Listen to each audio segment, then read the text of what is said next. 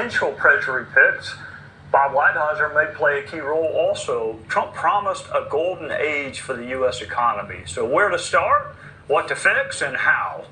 Joining us is Chairman of O'Leary Ventures, Mr. Kevin O'Leary. Welcome, sir. It was great being with you on election night. What are the good parts of our current economy, and what worries you, if anything?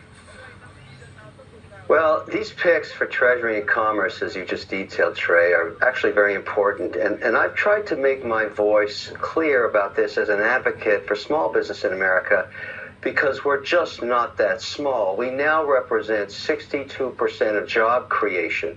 And when I look at acts like the Inflation Reactivation Act or the Infrastructure Act, these were built only for large businesses. They only gave the S&P 500. Not a single dime was in there for small business, not in either of those acts.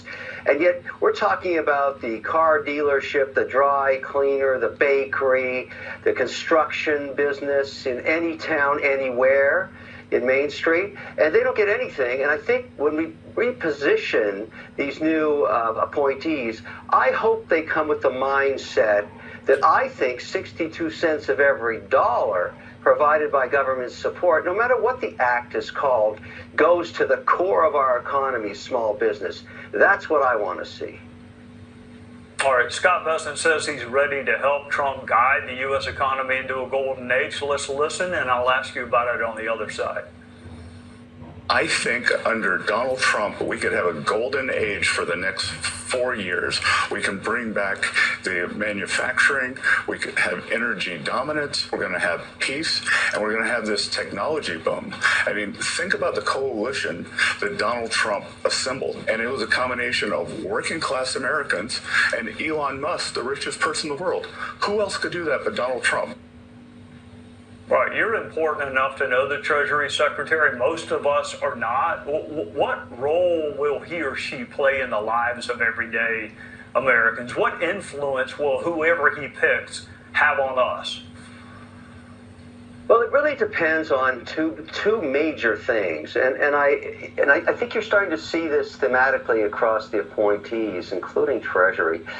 We have a overburdened economy in terms of regulation. No matter where you look on the federal level, there's just too much red tape, $1 trillion worth of it. And this discussion, no matter what appointee in what place, whether it be Commerce or Treasury, we've got to strip that away so that the engine of America can function, the pistons can roll.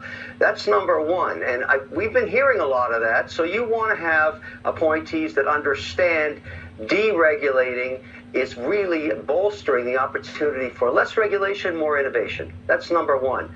Number two, which I'm getting very nervous about because I'm dealing with this in my own businesses, over 50 of them. We have no power in America. We've run out on the grid.